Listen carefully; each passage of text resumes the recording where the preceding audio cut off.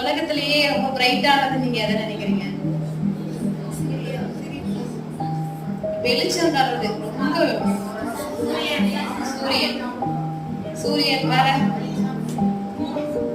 சூரியன் சந்திரன் எல்லாமே ரொம்ப வெளிச்சமானது நினைச்சிட்டு இருக்கோம்.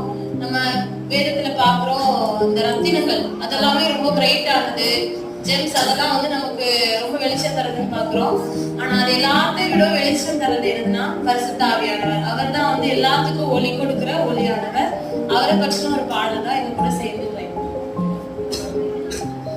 சிங்காசனம் விட்டு இறங்கி வந்தார், மரியின் மைந்தனாய் அவதரித்தார். சிங்காசனம் விட்டு இறங்கி வந்தார், மரியின் மைந்தனாய் அவதரித்தார்.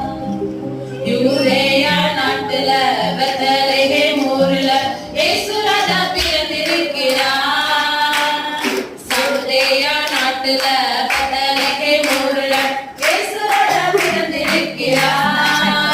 அவர் சாரோனின் ரோஜா பள்ளத்தாக்கின் நீரில் 10,000 பேரிலும் சிறந்தவர்.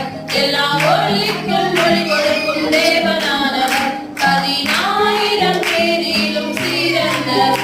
எல்லா ஒளிக்கும் ஒளி கொடுக்கும் தேவனானவர். பச்சிரங்கள் அல்ல, இந்திர நீலம் அல்ல, சந்திர காந்தம் அல்ல, மரகதமும் அல்ல, கோமேதகம் அல்ல, பத்மராகமும் அல்ல. சாரோனின் ரோஜா பள்ளத்தாக்கின் நீரில் 10,000 பேரிலும் சிறந்தவர். எல்லா ஒளிக்கும் ஒளி கொடுக்கும் தேவனானவர். 10,000 பேரிலும் சிறந்தவர்.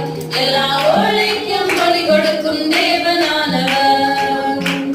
ஸ்வர்ண ரத்தினம் அல்ல, படிகை பச்சையும் அல்ல, புஷ்பராகம் அல்ல, வைடூரியம் அல்ல, சுனிரமும் அல்ல, சுகந்தியும் அல்ல.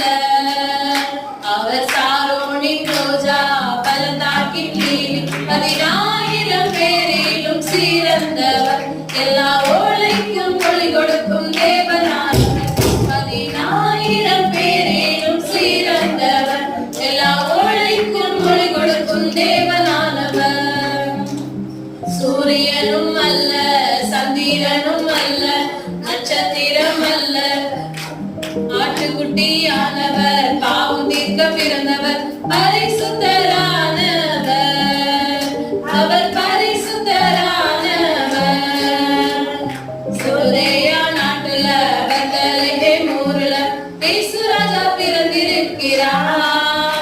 அவர் சாரோனின் ரோஜா பள்ளத்தாக்கின் நீரில் 10,000